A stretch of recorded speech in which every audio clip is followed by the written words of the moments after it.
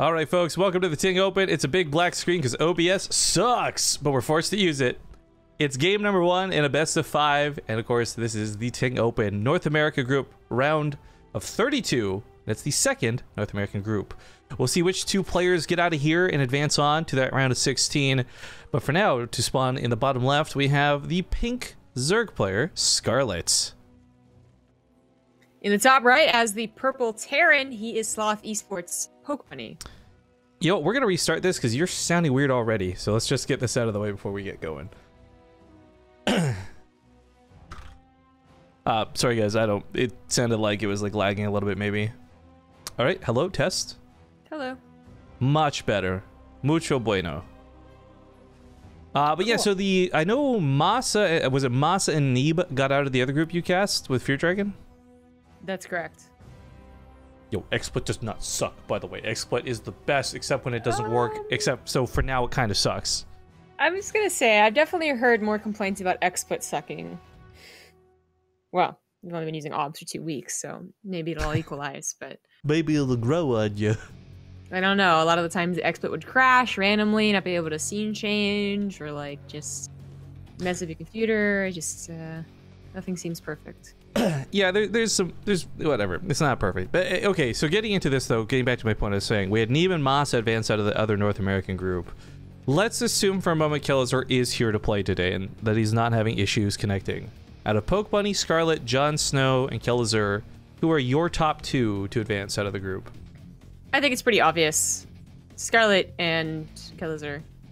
Jon Snow would be a contender, I think, in a different group, but I think Scarlett still has good enough skill, I guess. Sometimes it's a little uncertain, like is she like practicing a ton, is she playing a lot of Protoss, something like that, but I still think she's gonna do fine. That Kelazar might get out first, but I think she gets second. It's funny too because this will be a great preview for any of the fans that are going to be following Zombie Grub to her Kings of the North cast in, was it next week? I want to say, I don't actually know. It's this weekend. Oh, this weekend. Okay, excuse me. Next week is TwitchCon, man. You should know that. I definitely didn't. Isn't TwitchCon's 10 days from now? It's not next week. This weekend. Is 7 days. This week and this weekend are both the same thing to me. Has this just been like 5 years of not communicating correctly? But I mean, a week is 7 days. TwitchCon is 10 days away. It couldn't possibly be next week. Well, if this weekend is Kings of the North, then next week/weekend is TwitchCon, right? That couldn't be Kings of the North because then I wouldn't go to TwitchCon is where I was going with that. And that you should remember that it is that weekend. Okay, whatever. It doesn't matter. Anyways, I was going to bring it up to this point here where I can't tell you guys a lot of what's going on. It's really interesting that those are the picks because I think normally that's what I would pick too. There's a lot of weird out-of-game stuff happening, though, right? Like, we've already discussed, like, Kelazar maybe not even be able to show up today. Does Jon Snow just get the second default, or is Pokebunny good enough to take on Jon Snow? Because Jon Snow's had some real-life things happen to him recently, too, which, again, not going to go into on a stream, but there's just so much happening behind the scenes for this group. It's actually kind of crazy. I think Pokebunny, on a good day, Jon Snow's a little susceptible to, like, 2 base all-ins, especially. He can defeat Jon Snow, but assuming that everyone was in their top form, which is clearly not the case, then I think it would be more obvious as to who actually got out and who didn't. So it's really the behind the scenes things I think that would contribute to any upsets. But so far, so good.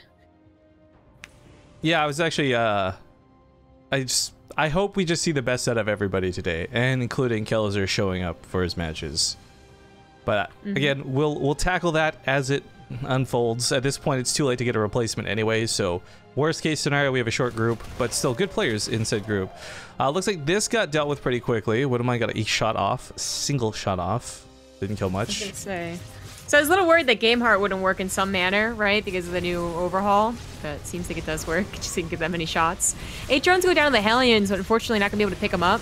That effect will be too low. This would have been really nice if you could have saved that. Oh, no, there's no reason that should have died. But getting 9 drones and the medevac getting out alive would have been phenomenal. It's another couple because I guess these Widowmines got to reload. 11 workers, though, for Scarlett. Not the end of the world. That is much louder than I had. I'm going to go fix that right now. Okay. Well, thank you to the nerd on 100 for the sub. That's why I was activated. Banshee comes in here, and of course, Scarlett already has some Spore Crawlers to deal with the Wood Mines in the first place, which seems kind of counterintuitive to following up with anything cloaked. But they could be in a wrong position. They could actually have already moved themselves to deal with potential Liberator harassment. Point is that Banshee would find some places to harass. Gets 2 drones, I think, and then 2 drones, and then just uncloaks and leaves. Which there's not. If this is at the cost of your macro, you shouldn't really be trying to get amazing kills with it. I think it's a lot more important to keep it alive and scouting and doing like tiny bits of harassment like this while your macro is doing really well than it is about scoring 10 or 12 more kills. Yeah. Some folks asking about the Hellion bug, especially in relation to Hellions being used just now. To be clear, guys, the only change with Hellions is the fact that they can transform into Hellbats without the armory. If you don't see Hellbats, then there's no problem. And that's something we're going to be keeping an eye on too for the series, because Hellbat bushes, I think, are not just something Pokebunny's been able to do in the past. We had a show match with him earlier last week, but also it's a standard Terran thing to do in some cases. So I really don't think he'll be looking to abuse it on purpose or maliciously, but just so everyone is aware, he's been spoken to about it. All the players know about it, and we'll be doing our best to act accordingly. Yeah. I'm hoping that if they do have Hellbat builds in mind, which they may or may not, I think Pokebunny's more of a tank guy anyways than a Hellbat pusher, but it could happen for any Terran that their builds are already so set up. You know, they haven't taken the time to set up new builds based off the no armory that it would be around the same time anyway. Well, so I was casting with Spite that one night. I know you were there for it. He played versus Cuddle Bear, or no, Panda Bear Me? Frick, I can't remember who it was. It was the bear guy. And there's a couple of good Hellbat attacks with it, so while it might be more common to use tanks in like general meta and macro games, I'm just gonna say he does have it in him to do awesome pushes. Any Terran does, but Pokebunny is kind of notorious for doing a lot of 2-base all-ins actually. Yeah. Maybe finding some new tricks. Playing a macro game on Acolyte. On that note too, I was a little surprised because he's been streaming a lot during September, trying to rack up those subs, etc. And I honestly thought I'd see a lot of cheese out of him watching his stream, like a lot of Raxes or Proxies or things like that, but it was all pretty much just the same 2-base build over and over. Yeah, he's definitely one of those, like, so recently he graduated from school, like recently as in months ago, but still recently, and I think he put in a lot of time while, doing whatever else, I guess, goes along with being an adult, but he is known as, I think, the, like, not quite top tier NA player, and as such, he has that NA feeling about him. Like, I don't know how to explain it, where they get like stuck in a rut of doing the one thing that, or a couple things I should say, that works, and it works well until you face the likes of Scarlett or Kaliza or Neeb, and then they're just saying how much it doesn't work if you face their caliber. So I don't know. I was watching Hero Marine yesterday before the cast, and he was just literally talking about this one guy would work totally on a ladder opponent, but against Hero Marine he had no chance, and I was like, that's confidence right there, but he's not wrong either. So anyways, Pokebunny going for the 2-base tank pushes. It might still happen. He might have a couple maps that are well set up for it, although I know Catalina was vetoed. But Scarlett would be, I think, more than prepared. Right now, his macro and his harassment is doing pretty well. Ooh, Medivac's boosting away. Yeah, the problem is, though, you're cleaning up creep against Scarlett, whose career has been made off of her popularity for being good at spreading creep. So you're really not accomplishing much, and as we see, she's been just replacing the tumors as they've been taken out. For Pokebunny, normally this is probably great against most other Zergs, just Scarlett is a real exception to the rule, and ooh, that Medivac flies a little too close to the Hydras. And unfortunately, the macro has not been perfect on the backside of this, so while, this is again innovation, you saw earlier today, I suppose, doing all those harassments, he probably has the push swiftly ready to go. He has like 20, 30 more supply maybe even, and 2-2 on the way. Pokebunny has started to bank a little, didn't quite get his barracks went on time, or the second factory should have already been down, or something along those lines. And that is going to really affect this game, because if this push doesn't really hinder Scarlett, she's going to get to Ultras, and he might not have a great time against that. Tanks pushing out unsieged, granted off creep still is a little bit scary, so I'm glad he did siege those up. But Scarlett is kind of on a bit of a warpath right now. She's sitting on 83 drones. She's one of the players known for going a little bit drone heavy, thus giving her a lot of money to throw into army that she can turn into disposable army. I think while we don't have big things like Ultralisks coming as a result or Broodlords of this hive, just again, I'm looking at the drone count, I'm looking at her bases, and her ability to just make as many Zerglings, Banelings, or Hydras as she wants. And it also really sucks about Pokebunny's creep spread is that as much as he tried, as you were talking about, it was just replanted anyways, and it's like especially bad that it's along his attack path. He can't even get this one live creep tumor, which I think maybe he thinks he got. Ooh. But yeah, it's just sitting right in the middle of his army. Okay, well, he's not going to realize this. There's going to be creep for the Banelings, and that's going to be an issue. The tank spread, though, pretty good to help soak some of the Banelings, but there's too many Hydras and a pretty good concave for Scarlett. Pokebunny, if he stays here, is going to just die. So pulling back is the best option right now. Yeah. I did add on a 4th command center, not on location in the main base, but still no second factory. And in fact, adding one now, I would say, is probably not good. That probably would be better off being a second starport for Liberators. But he's going to be able to snipe this base. That's a nice pick off and gets away with the 2 medevacs.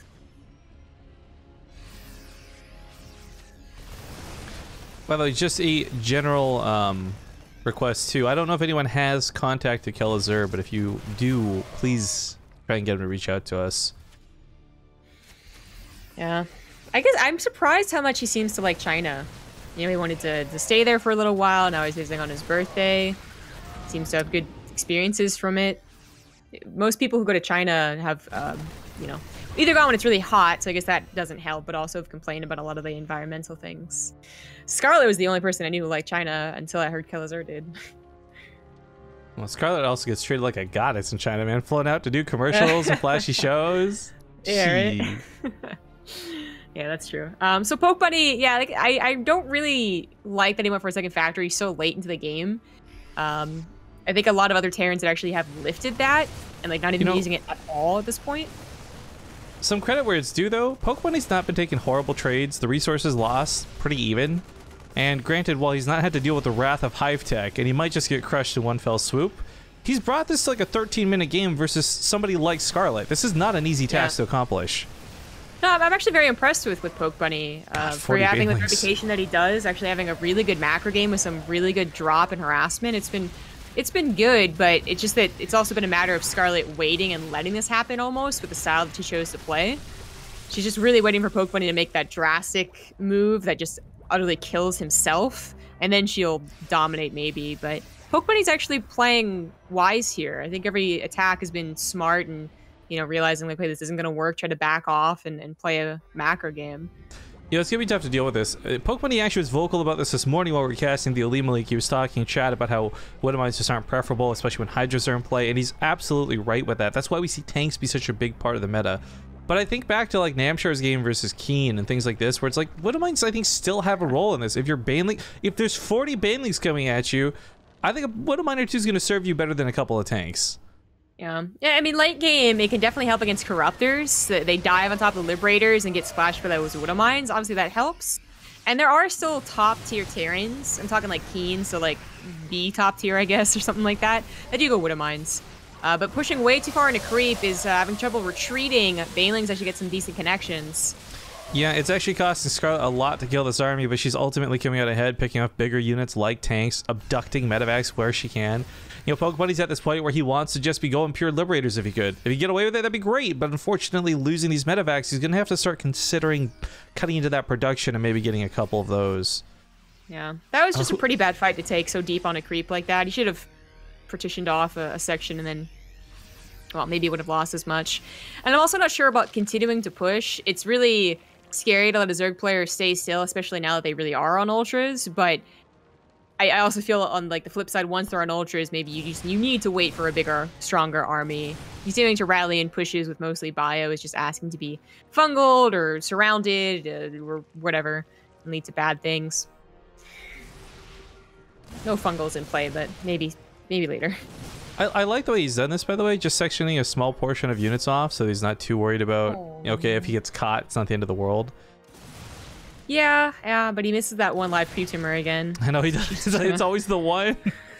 Just gonna say I continue spreading. Well, the attack's gonna start heading his way, and he's gonna have to find a way to fight these Broodlords. Right now, there's no Vikings. The terrain is not going to allow him to dive in. He has actually swapped up for some Widow Mines. I like this. But unfortunately, I don't know if we'll get to use them or not. Yeah. It'll be scary, too, because they have even worse, like, you know, splash damage to the army itself when they try and hit those broodlings. So it's going to be very careful. Yeah. I do love, though, by the way, he really wasn't looking to go Widow Mines until he saw there was like 40-plus Banelings.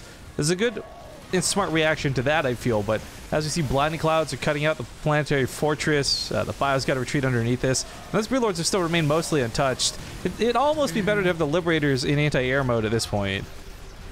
Yeah, I'm not sure about going for the GG, the mass Widow Mines either. I do love that option against Corruptors and a bunch of Banelings. Well, so my thoughts are, it's a brilliant move if Scarlett's only going Hydra Baneling. Like, choice move. But the fact was, she was kind of slowly playing the game to her whim. Got to go to this Broodlord Ultra style without any hiccups. Oh, it rejoins arcade too when we leave the game. That's good. God. I don't know. I just really feel like, especially against Broodlords, he also obviously would have been better off getting Vikings. Because actually there weren't any Corruptors in play.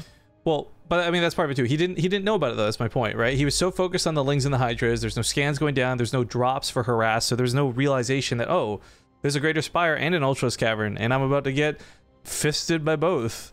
Well, he did see the Ultras in the run by. But yeah, he didn't know about the Broodlords. Well, Abyssal Reef is going to be map number 2. And a quick hello to everybody tuning in today. Good to see you. Hopefully you will enjoy the rest of this group, even if it is going to be short and sweet. But regardless, consider hitting that follow button while you're here. Continue our climb up to 100k. Players are saying they're ready, so let's get into Abyssal Reef. See you guys in game. Alright folks, game number 2 in this best of 5. Kicking it off here in the bottom right. Whoops, wrong score. There we go. He is down a game at the moment. It is the Purple Terran Pokebunny. In the top left, as the pink Zerg, she is Expert's Scarlett.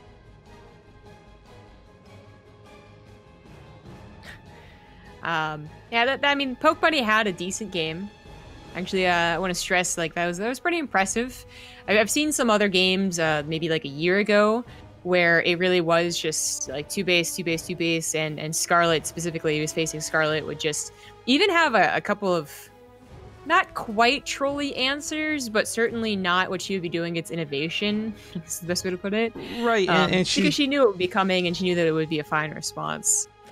We've seen Scarlett go from literal mass Queen Infester to just early Lings to punish players. Like, she goes a whole variety of ways, and even proxy hatcheries. There's a whole stint where she was using Nidus Worms after talking to Bly at DreamHack, right? Like, Scarlett has a whole plethora of things she can do, but honestly, a lot of the times, if she senses weakness, she either does, like, maybe troll a little bit or play a little bit more haphazardly. The fact that she didn't versus Pokebunny in the series actually tells me there might be something she's worried about with him, right? Like, she can't really play too silly or else give him a win. Potentially. I was surprised by how defensive she was, and maybe that's just the way that she plays casually. And she's just like, okay, I'll take this a little bit chill, or maybe that's actually how scared she was of a powered-up Terran on 3 bases. I don't think scared's ever quite the right word, just cautious. But it's Abyssal Reef, and if Pokebunny doesn't do some type of pressure before 2-2, I would be shocked, and he's actually going for a 2-1-1 here, which is pretty, at this point in time, it's pretty old school. Like, almost every other Terran has given this build up. It dragged its heels for a little while and still can be solid up to a certain point. Like, if your masters don't not use it because, you know, these guys don't use it, that type of thing. But once scouted, it is very easy to scout. Usually they have the, you know, everything in the right position, which is the main problem. They have the Lings in the right position, the Queens in the right position, they time all the Baneling Nest perfectly, and there's not many tricks you can change up the timings with. Oh, Reaper's gonna get in here for its scout. The third base is actually in such a weird location. It's like the actual last place you would scout.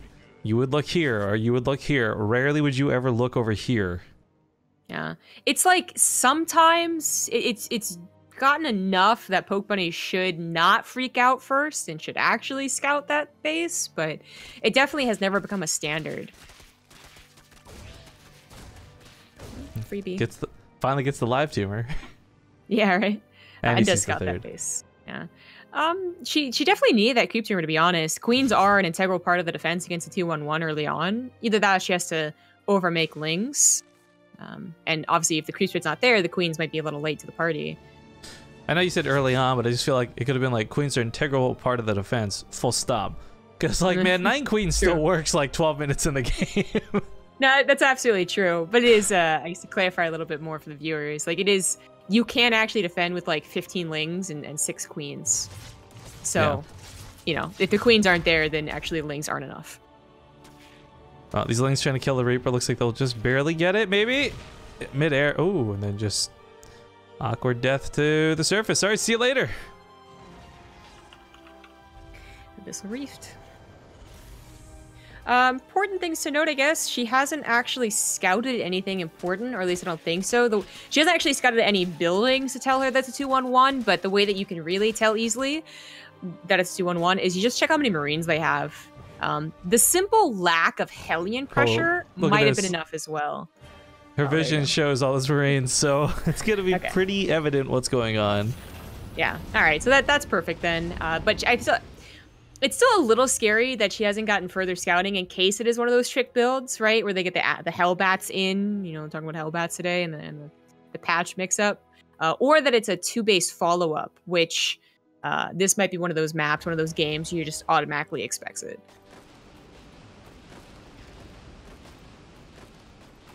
Well, unloading on the edge of creep, joking around. 6 queens will seriously deal with this. The hardest part is not killing the Marines, it's just reaching past them for the medevacs. Now, granted, Scarlett doesn't have a lot of energy, so there's not that many transfuses available, only about 3. But I don't think she'll need them. Yeah. That Widowmine can sometimes get a really nice shot on an overzealous Zerg, but clearly she was aware that was there. The creep spread has not been a problem. In fact, she has, in the last minute, not only started to creep spread around her 3rd base, but also through her main to her 3rd, which initially was lacking. She actually has a complete path for those queens. And also getting a Baneling Nest for the follow-up. Again, she hasn't scouted anything that says it's going to be a 2-base follow-up, but it is. Extra barracks are coming down, only a single engineering bay.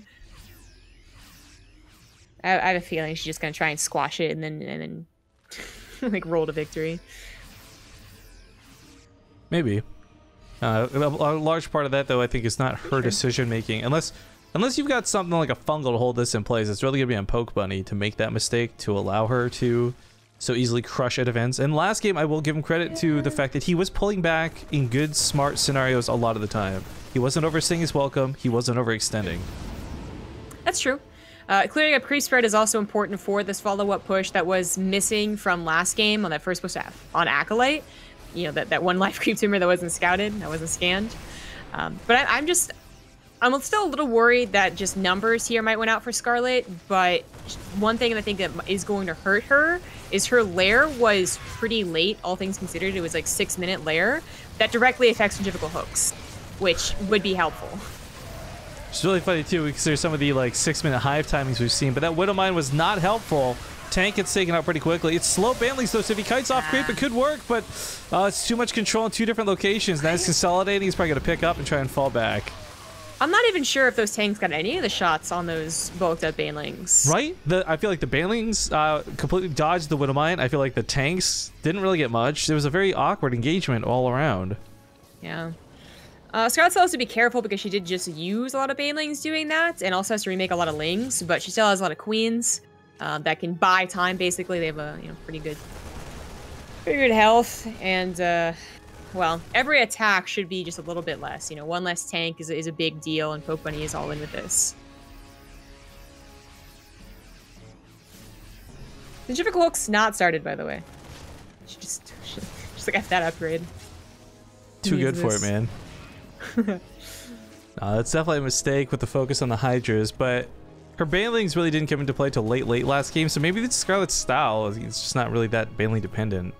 Yeah, I think it's so weird considering you said the 6-minute hive. I was thinking of a Laser's like 430 lair where he perfectly timed the triple hooks with the finishing of the lair. Like he had like emphasis on that one. Very different from Scarlett. Oh, there's just so many queens. Creep tumors, transfuses, 12 of them is just a lot of health. 175 on each of them is just a wall of meat to soak those hits for the slow banelings to advance forward. Oh. Widowmine once again fails. Tank's not doing much, but that back attack's not doing much either. She's trying to cut off reinforcements, which is cool. But without taking that back tank out, there's a lot of staying power here for Pokebunny. Maybe just barely not enough. 10, 11 more Hydras are on the way, but I think she really made a mistake there with the Baneling, just letting her run in like that. They almost got popped up by the Widowmine, and that would have been even better. This attack did clear up reinforcements. Yeah, this killed a lot of reinforcements too. Probably more than what died on the front line, honestly. Yeah, I think so. I think that was good enough. Because she still has a lot of time to buy. Like, Pokebunny cannot rush in here, and that has given her, you know, all the time in the world to get the Hydras, and she doesn't even really need Banelings, I think, anymore. Oh, she's gonna get them. She also went for 1-1-1 across the board, about to have +2 Carapace, where Pokebunny just, you know, stalled out on that single attack. Yeah, but that is, of course, a lot to do with the fact that he was probably thinking, I'm going to get a small lead with this early attack and go all in from there. Now he's trying to build a third CC, which is admittedly, I think, quite late. Oh, yeah. Yeah. And, I mean, late, all things considered TvZ-wise, and late considering how much he started to bank mineral-wise. Yeah, a lot of focus on that front line from Micro. Reinforcements keep cutting him off, but he knows where he's at in the game. Scarlett will take map number 2. That will also send us to our first commercial break of the day, guys. So when we get back, it could be Scarlett closing out the series with a 3-0, or maybe Pokebunny finds a way to clap back. Either way, we'll see you soon. Alright, folks, thank you for watching that 2-minute commercial break. We are still currently not in contact with Kelazur. Hoping somebody that knows him will come through and find a way to bridge the gap. At least let us know whether we should expect it or not. But like I said, the procedure will be, we'll give him a bit of time. If it's a no-show, it's simply a disqualify from the first best of 5. Give him time to show up for the second one, fight back from the losers, and if that's the case, then he's just gone. Could be really sad. But either way, we'll focus on the good games we have. Also, big thank you to that new sub coming in with Twitch Prime from Land Cow. Opposed to the water cows and space cows, I suppose. And of course, the worst of all, the air cows. Well, there's a lot of sea cows. Actually, there are. I was making jokes about the other ones, but you're right. Yeah. Whenever your mom goes in the water... I mean, sorry, excuse me, manatees is what you meant. Right, okay, my bad. My mother is a saint, I'll have you know. That wasn't a remark about her personality, so I can't exactly respond like that. Game number 3, guys. Things are looking very good, but maybe not for long. She's about to get proxied. In the bottom right, we have the pink Zerg Scarlett. In the top left, as the purple Terran, he is Pokebunny. I am not a fan of the barracks only, Marines no gas version of this, but he did make this work one time, so maybe versus Scarlett. Cross your fingers, Terran fans, so you can make it happen again. I'd say unlikely. She has not had perfect execution of the defense of the 2-Rax gas follow-up. There's notably in like GSL group right a couple months ago, but that was also against innovation, and that, you know, that has a macro game beyond just dealing, you know, the bunker damage. This doesn't. Like, once you've stopped the snowball effect, you just stop the push entirely. And considering she already opened up with a gas pool, it's putting her in a pretty good position.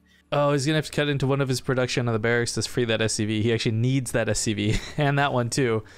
Thank you. Oh, I love this name, by the way. Phrazmatazzle. Thank you for the Prime sub, as well as Ektar for the. I like you're right. it. Phrazmatazzle. Phrazmataz, whatever you want to be known as. But also Ektar, thank you for the 14 months as he hearts StarCraft 2. But this is a problem. This is a really big problem. Yeah, he didn't wall off at all. Not that there'd be a wall off. It's OP1 supply depot short. Of course, she sees the Marine push happening now, and that poor Queen might just get... Nah, actually, she's going to... Oh, I love this. He made one walks through to block her. Oh, that was so sick. Now the Marines get a lot of extra damage done with. Otherwise, they might have not barely scratched the Queen. Drones are pulled into this, and the Marines dive a little bit too deep, but they get the Queen. Was it worth it? Because now they're in Lings and Drones. Probably GG.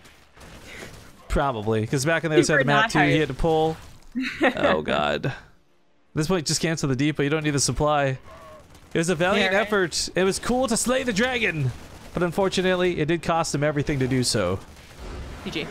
GG. Short and sweet. All right, Scarlett takes the series 3-0 and advances on to the winners bracket. Let's get these names posted up over here. Boop. Whoops. And Pokebunny will unfortunately fall down to the losers. Now, again, here's how this is going to work, guys. We're going to give TvZ a few minutes. We have to play some sponsored ad material anyways. Just, it's part of doing the TING Open. That's going to take anywhere between like 4 to 5 minutes. If we still have no word from TvZ at that point, we will walk him over for his first game. Jon Snow will move on to fight against Scarlett. Normally we do the losers match first, but in this rare circumstance, we'll do the winners match first. It'll be Jon Snow versus Scarlett next if TvZ is in fact a no-show. That'll give him a little bit of extra time to get his shit together and hopefully show up, but I don't think that's likely to happen. So, this arcade chat is killing me. I really can't deal with this. So we're gonna go to some sponsored content here. If you guys don't know what Ting is, let me just give him a quick shout out, right? First off, head on over to bttv.ting.com. You can claim $25 in credit. Use it to pay for your phone bill. Get something cheap on the store. Do whatever you like with it. But go to bttv.ting.com to claim it. There's also a Matcherino page up and running. Please keep in mind, I'm trying to speak slower than normal because I want to buy every second possible for TvZ. But the Matcherino page for the TING Open actually offers some really cool things. First off, Matcherino's put up some of their, or not Matcherino, Ting has put up some of their SIM cards. Those SIM cards are the exact same SIM cards you would go in and pay like 10 or $8 or whatever for at like Staples or Walgreens. You get them on Matcherino for like $5. If we sell them all, they're going to add another $1,000 to the prize pool. Beyond this too, there's some t-shirts, and the best part is 100%, not 90%, 40% rev share, 100% of the t-shirt sales are going to the prize pool as well. So if you want to get a Hype Ting t-shirt and contribute to the prize pool at the same time, consider looking at that reward. It's the first time ever they're using Matcherino. I hope it goes well enough that we get my goal for this, right? Personally, organizer, fan. If we end up with more than $5,000, even if it's $5,001 raised for the prize pool at the end of this, that's better than the previous seasons because every season's only had $5,000 for prizing. I would love for this to become a really awesome, cool thing. We do have plans for additional rewards and other cool things to be added, but for now the Matcherino page is pretty bare and simple. Regardless, check it out and use the code TINGOPEN while you're there. But other than that, like I said, now we'll go to the sponsored content and hope TvZ gets his proxies or whatever in order, and we'll see you guys in a little bit. Hello everybody, let me just poke Jon Snow real quick because we have poke for in-game, please. We have officially walked over TvZ from the first bracket. Feels bad, man. Let's go ahead and just update this here. So if TvZ shows up, he'll play a best of 5 versus Pokebunny, but honestly at the rate this is going, Pokebunny is likely just going to get accelerated to the finals of the group. I don't think anyone wanted this. I don't think TvZ even wanted this, because again, I want to make this clear, even though he did it on such a short time frame, he did reach out and explain that he was trying his best to try and find a way to play. But unfortunately, with this being what it is, we now move on and start the winners bracket matches. So I got a hold of Jon Snow. He's getting a game now. Vetoes will be started here shortly with Scarlett. Hopefully it won't take too much time, but yeah. So best of 5 ZVZ for the winners bracket. Yeah. ZVZ is more fun. More Z. Let's talk about the prize pool a little bit though, because there's something cool about it. I've mentioned the Matcherino page, and again, if you guys haven't yet, the code is TINGOPEN. Use it, add $1 to the prize pool. It won't cost you anything, all that good jazz. But Ting has done something a little bit different this season with the prize pool, where they are paying out to the 16th place. This means if you finish your group, just get out alive from the round of 32, you're in the prize money. It's going to be nice. And it's scaling percentages, not flat rates. So 1% of the prize pool, I think, is what 9 through 16%, or 9 through 16 will each get. The base prize pool, it was like $40, but again, as that raises, maybe we'll see $50 or $60, depending on how high the prize pool goes.